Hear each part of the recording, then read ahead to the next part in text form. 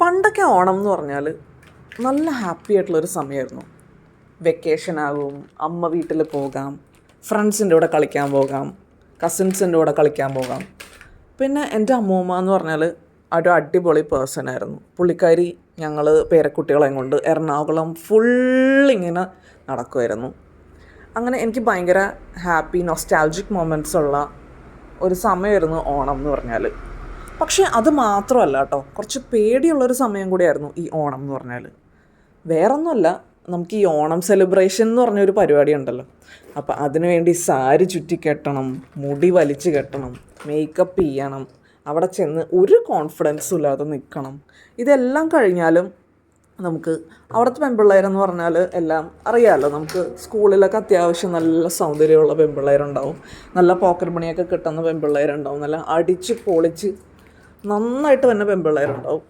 അപ്പോൾ അവരുടെയൊക്കെ മുമ്പിൽ നമ്മളൊരു കോൺഫിഡൻസ് ഇല്ലാതെ ഇങ്ങനെ നിൽക്കേണ്ടി വരിക എന്ന് പറഞ്ഞാൽ അതെനിക്ക് ഭയങ്കര ബുദ്ധിമുട്ടുള്ളൊരു കാര്യമായിരുന്നു. പക്ഷേ പിന്നെ ഞാൻ വളർന്നു വന്നപ്പോൾ എനിക്ക് മനസ്സിലായി, നമ്മളതൊന്നും നോക്കേണ്ട ആവശ്യമില്ല. നമുക്ക് ആകെ കൂടെ ഒരു ഫേസേ ഉള്ളൂ, ഒരു ബോഡിയേ ഉള്ളൂ, നമുക്ക് നാച്ചുറലായിട്ട് കിട്ടുന്ന ആ ഒരു സൗന്ദര്യം മാത്രമേ ഉള്ളൂ. അത് നമ്മൾ മെയിൻറ്റെയിൻ ചെയ്യുക, നമ്മൾ കോൺഫിഡൻസ് ആയിട്ട് മുമ്പോട്ട് പോവുക, അത്രയും ചെയ്യേണ്ട ആവശ്യമുള്ളൂ. അപ്പം ഞാൻ 11th എന്തായാലും ഈ പ്രാവശ്യം ഒന്ന് അടിച്ചു പൊളിച്ച് കോൺഫിഡൻ്റ് ആയിട്ട് തന്നെ പോകണം എന്നുള്ളൊരു തീരുമാനം എടുത്തു. അങ്ങനെ ഞാൻ നമുക്ക് പുതിയ സാരി ഒന്നുമില്ല കേട്ടോ. അങ്ങനെ സാരി എന്ന് പറഞ്ഞാൽ വേണമെങ്കിൽ വീട്ടിൽ നിന്ന് ഓടിച്ച് വിടും, അത്രേ ഉള്ളൂ. അപ്പോൾ അമ്മയുടെ ഒരു സാരി ഞാൻ എടുത്തു.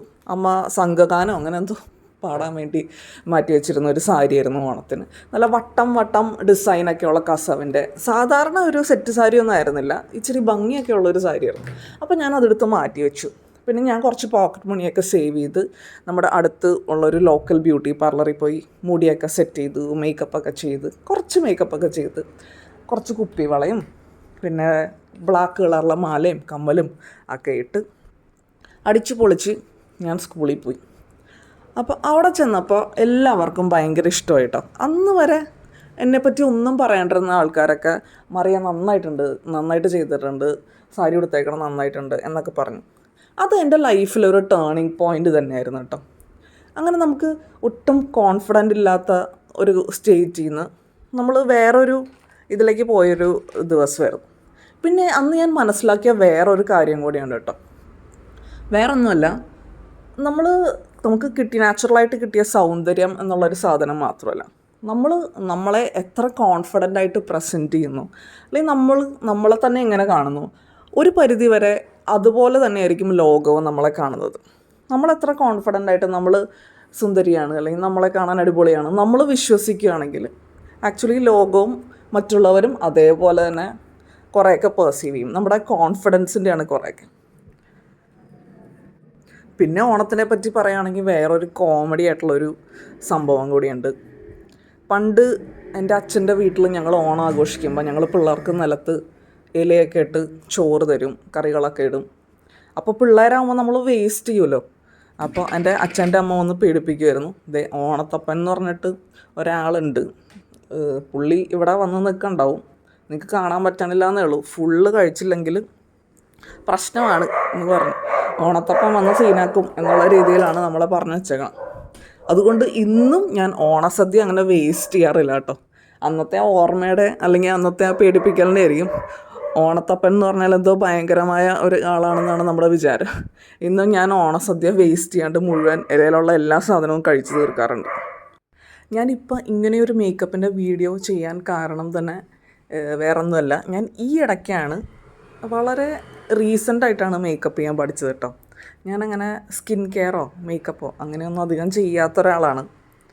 അപ്പോൾ ഈ ഇടയ്ക്കാണ് എനിക്ക് സ്കിൻ കെയറിനെ പറ്റിയുള്ളൊരു ഇമ്പോർട്ടൻസിൻ്റെ ഒരു ഇത് കിട്ടിയത്.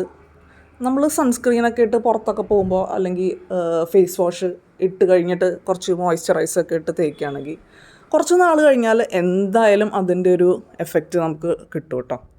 അപ്പോൾ നമ്മുടെ സ്കിന്നിന് പറ്റിയൊരു ഫേസ് വാഷും മോയ്സ്ചറൈസറും ഒക്കെ നമ്മൾ ചൂസ് ചെയ്യണമെന്ന് മാത്രമേ ഉള്ളൂ. ഞാൻ ഇതിലൊന്നും വലിയ കാര്യമില്ല എന്ന് വിശ്വസിച്ചിരുന്ന ഒരാളാണ്. പക്ഷേ കുറച്ച് എക്സ്പെരിമെൻ്റ് ചെയ്ത് കഴിഞ്ഞപ്പോൾ എനിക്കും ആക്ച്വലി നല്ല ഒരു എവിഡൻ്റ് ആയിട്ടുള്ള ഒരു ചേഞ്ചസ് കാണാൻ തുടങ്ങി.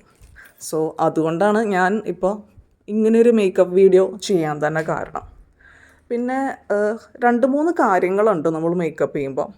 ഫസ്റ്റ് നമ്മൾ മേക്കപ്പ് ഇടുന്നതിന് മുമ്പ് എന്തായാലും ഒരു പ്രൈമർ അപ്ലൈ ചെയ്തിരിക്കണം കേട്ടോ. കാരണം എന്തായാലും ഇതൊക്കെ കെമിക്കൽ സാധനങ്ങൾ തന്നെയാണ്, അത് നമ്മുടെ സ്കിന്നിന് അത്ര നല്ലതുമല്ല. സോ ഞാനിപ്പോൾ അലോവേറയുടെ ഒരു പ്രൈമർ ആദ്യം ഇട്ടിരുന്നത് അത് നിങ്ങൾക്ക് കാണാൻ പറ്റും. അപ്പോൾ അത് എന്തായാലും ഇട്ടതിന് ശേഷം മാത്രമേ ഈ ഫൗണ്ടേഷൻ അങ്ങനത്തെ കാര്യങ്ങൾ അപ്ലൈ ചെയ്യാൻ പാടുള്ളൂ കേട്ടോ. പിന്നെ എൻ്റെ വേറൊരു ഹാക്ക് എന്താണെന്ന് വെച്ചാൽ, ഞാൻ ഫൗണ്ടേഷൻ അപ്ലൈ ചെയ്യുമ്പോൾ 1-2 തുള്ളി ഫൗണ്ടേഷൻ എടുക്കും, പിന്നെ കുറച്ച് സൺസ്ക്രീനും കൂടി ഇട്ട് മിക്സ് ചെയ്താണ് ഞാൻ തേക്കുന്നത്. എൻ്റെ സ്കിന്നിന് ആ ഒരു ഫൗണ്ടേഷൻ്റെയും സൺസ്ക്രീൻ്റെയും കൂടി ഒരു consistency actually it works like magic. So അതുകൊണ്ട് ഞാൻ പേഴ്സണലി അങ്ങനെയാണ് ചെയ്യുന്നത്. പിന്നെ കണ്ണെഴുതുമ്പോൾ കുറച്ച് നീട്ടി എഴുതാറുണ്ടോ, കാരണം എൻ്റെ കണ്ണ് കുറച്ച് ചെറുതാണ്. ഈ പ്രാവശ്യം സത്യത്തിൽ ഞാൻ വിചാരിച്ചത് ഓണം കുളമാവുമെന്നാണ്. കാരണം എൻ്റെ വീട്ടിൽ ഈ പ്രാവശ്യം ഓണം ആഘോഷിക്കാൻ പറ്റില്ല, കാരണം വീട്ടുകാർ വീട്ടിലില്ല. അപ്പോൾ ഞാൻ വിചാരിച്ചു ഈ പ്രാവശ്യം ഒന്നും ചെയ്യാൻ പറ്റില്ല. പക്ഷെ എന്തായാലും ഞാൻ തലേദിവസം സ്കൂട്ടർ എടുത്ത് ഇറങ്ങി ചുമ്മാ അവിടെ മെറൈൻ ഡ്രൈവിൻ്റെ അവിടെ ഓണച്ചന്ത, പിന്നെ അങ്ങനെ 2-3 സാധനങ്ങൾ എന്തൊക്കെയോ ഫെസ്റ്റൊക്കെ നടക്കണ്ടായിരുന്നു. അപ്പോൾ അതിൽ കൂടെയൊക്കെ നടന്നു. ഞാൻ ചെറിയൊരു കവറ് പൂ മേടിച്ചിട്ടുണ്ടായിരുന്നു 50 രൂപയ്ക്ക് മാത്രം. കാരണം ഞങ്ങളുടെ വീട്ടിൽ 2 പട്ടിക്കുട്ടികളുണ്ട്. സോ അതെല്ലാം ചപ്പ് ചവറാക്കുമെന്ന് എനിക്കറിയാം. അതുകൊണ്ട് ഞാൻ ഒരു 50 രൂപയുടെ മാത്രം പൂ മേടിച്ചു കേട്ടോ. പക്ഷേ ഒരു ചേട്ടൻ അവിടെ നിന്ന് പറയുണ്ടായിരുന്നു അരളിപ്പൂ വേണ്ടാന്ന്. ആ 50 രൂപയുടെ കവറിൽ അരളിപ്പൂ എന്ന് പറഞ്ഞൊരു പൂവും കൂടെ ഉണ്ടായിരുന്നു. അത് പുള്ളി വേണ്ട എന്ന് പറയണ്ടായിരുന്നു. പക്ഷെ നല്ല ഭംഗിയുള്ള പൂവായതുകൊണ്ട് ഞാൻ എടുത്തു കേട്ടോ കവറിൽ. ആ ചേച്ചി കുറച്ചും കൂടി ഇട്ട് തരികയും ചെയ്തു. അങ്ങനെ ഞാൻ ഓണത്തിൻ്റെ ദിവസം രാവിലെ ഒരു കുഞ്ഞി പൂക്കളമൊക്കെ ഇട്ടു. പിന്നെ നമ്മൾ മണ്ണ് വെച്ച് ഉണ്ടാക്കിയ മാവേലി, ഓണത്തപ്പനെയും പിന്നെ അമ്മൂമ്മ, ആട്ടുകല്ല്, അങ്ങനെ കുറച്ച് സാധനങ്ങളില്ലേ, അതൊക്കെ വെച്ച് ചന്ദനത്തിരിയൊക്കെ കത്തിച്ച് നല്ല അടിപൊളിയാക്കി. അപ്പോഴാണ് ഈ ഒരു സംഭവം എൻ്റെ മനസ്സിലിങ്ങനെ വന്നുകൊണ്ടിരിക്കുന്നു. എന്തിനാണ് ആ അപ്പൂപ്പൻ അരളിപ്പൂ വേണ്ട എന്ന് പറഞ്ഞത്. അപ്പോഴാണ് എനിക്ക് ഓർമ്മ വന്നത്, ഈ അരളിപ്പൂ എന്ന് പറഞ്ഞൊരു സംഭവം ആക്ച്വലി ഈ ഇടയ്ക്ക് ഒരു കുട്ടി മരിച്ചിരുന്നു അരളിപ്പൂവിൻ്റെ തണ്ട് കടിച്ചിട്ട്. അപ്പോഴാണ് ഞാൻ ആലോചിച്ചത് അരളിപ്പൂവിൻ്റെ അതിൻ്റെ ഒരു പ്രസക്തിനെ പറ്റി. അപ്പോൾ ഞാൻ വിചാരിച്ചു ഇനി എങ്ങാനും പട്ടിക്കുട്ടികൾ ഇത് കടിച്ചിട്ട് അവർക്കെന്തെങ്കിലും പറ്റണ്ടെന്ന് വെച്ചിട്ട് വേഗം ഞാൻ അതിലെ അരളിപ്പൂ എല്ലാം വാരിക്കളഞ്ഞു കേട്ടോ. എന്നിട്ട് കുറച്ച് പച്ചിലയൊക്കെ വെട്ടി അഡ്ജസ്റ്റ് ചെയ്തു, അങ്ങനെ വെച്ചു. പക്ഷേ അങ്ങനെ ഓണം കുളമാവുമെന്ന് വിചാരിച്ചിരിക്കുമായിരുന്നു. പക്ഷേ ഉച്ചയ്ക്ക് എൻ്റെ വീട്ടുകാർ വീട്ടിലേക്ക് വന്ന് കുറച്ച് കറികളൊക്കെ ഇട്ട് ഞാൻ കുറച്ച് ചോറും പപ്പടവും മോരും ഒക്കെ ഉണ്ടാക്കി. അങ്ങനെ ഞങ്ങൾ ഉച്ചയ്ക്ക് എന്തായാലും അടിച്ചു പൊളിച്ച് ഭക്ഷണമൊക്കെ കഴിച്ചു. അതുമാത്രമല്ല ഉച്ച കഴിഞ്ഞ് ഹസ്ബൻഡ് വീട്ടിലേക്കും പോയി രാത്രി തൃശ്ശൂർ. അങ്ങനെ അവിടെ നിന്നായിരുന്നു ഞങ്ങൾക്ക് സദ്യ, 2ാമത്തെ സദ്യ. അങ്ങനെ ഓണത്തിന് 2 സദ്യ കഴിച്ചു കേട്ടോ. അപ്പോൾ എന്തായാലും ഈ പ്രാവശ്യത്തെ ഓണം അടിപൊളിയായിരുന്നു. പിന്നെ എനിക്ക് ഏറ്റവും സന്തോഷം വന്നൊരു കാര്യം എന്താണെന്ന് വെച്ചാൽ, ഞാൻ എന്തായാലും വിചാരിച്ചിരുന്നു ഈ ഓണത്തപ്പനെയൊക്കെ പട്ടിക്കുട്ടികൾ ഇടിച്ച് പൊളിച്ചിടും, അവർ നശിപ്പിച്ചിടും, പൂക്കളമൊക്കെ നശിപ്പിച്ചിടും എന്ന്. പക്ഷേ രാത്രി ഞാൻ തൃശ്ശൂരിൽ നിന്ന് വന്നപ്പോഴും ആ പൂക്കളം അതേപോലെ തന്നെ ഇരിക്കണ്ടായിരുന്നു. ഒരു ഓണത്തപ്പനെ പോലെ ഒരു നശിപ്പിച്ചിട്ടുണ്ടായിരുന്നില്ല, എല്ലാം അതേപോലെ തന്നെ ഇരിക്കണ്ടായിരുന്നു. അപ്പോൾ എനിക്ക് ഭയങ്കര സന്തോഷമായി. ഞാനതെല്ലാം എടുത്തു വെച്ചിട്ടുണ്ട്. ഓണത്തപ്പനെയും ആ മണ്ണുകൊണ്ടുണ്ടാക്കിയ ബാക്കി സാധനങ്ങളും എല്ലാം ന്യൂസ് പേപ്പറിലെടുത്ത് ചുരുട്ടിയെടുത്ത് വെച്ചിട്ടുണ്ട്. അടുത്ത ഓണത്തിന് ഞാൻ ഇനിയും വയ്ക്കും. അപ്പോൾ നമ്മൾ വളർത്തിയ കുട്ടികളെ പോലെയാണ് ഈ പട്ടിക്കുട്ടികൾ. നമ്മളെ ഒരു രീതിയിലും അങ്ങനെ ദ്രോഹിക്കാതെ ഇങ്ങനെ വളരെ നല്ല രീതിയിൽ വളരുമ്പോൾ നമുക്ക് ഭയങ്കര സന്തോഷം. എൻ്റെ ഓണം അതുകൊണ്ട് അടിപൊളിയായിരുന്നു. എല്ലാം കൊണ്ടും ഈ പ്രാവശ്യത്തെ ഓണം തകർത്തു. ഞാൻ സാരിയാണ് ഉടുത്തത് ഇത് കഴിഞ്ഞിട്ട്, മേക്കപ്പൊക്കെ കഴിഞ്ഞിട്ട്. പക്ഷേ സാരി ഇട്ട നല്ലൊരു വീഡിയോ എനിക്ക് എടുക്കാൻ പറ്റിയില്ല കേട്ടോ. പിന്നെ ഹെയർ ഞാൻ കുറച്ചൊന്ന് അയൺ ചെയ്തായിരുന്നു, അതിൻ്റെ വീഡിയോയും എടുക്കാൻ പറ്റിയില്ലായിരുന്നു. നിങ്ങളുടെ ഓണം എങ്ങനെ ഉണ്ടായിരുന്നു എന്നൊന്ന് ഈ വീഡിയോൻ്റെ താഴെ കമൻറ്റ് ചെയ്യണേ. പിന്നെ അത് മാത്രമല്ല, എൻ്റെ വീഡിയോ ഇതുവരെ കാണാത്തവർ please like, share and subscribe. Okay, അപ്പോൾ നമ്മുടെ മേക്കപ്പ് വീഡിയോൻ്റെ ലാസ്റ്റ് പാർട്ടിലേക്കാണ് വന്നത്. ഞാൻ പ്രോഫിക്സ് എന്ന് പറഞ്ഞൊരു സംഭവം കൊണ്ട് ഈ ചെയ്ത മേക്കപ്പ് എല്ലാം ഒന്ന് ഫിക്സ് ചെയ്തെടുത്തു. അപ്പം ഇങ്ങനെയുണ്ട് സുന്ദരിയായിട്ടില്ലേ, അടിപൊളി. ബൈ.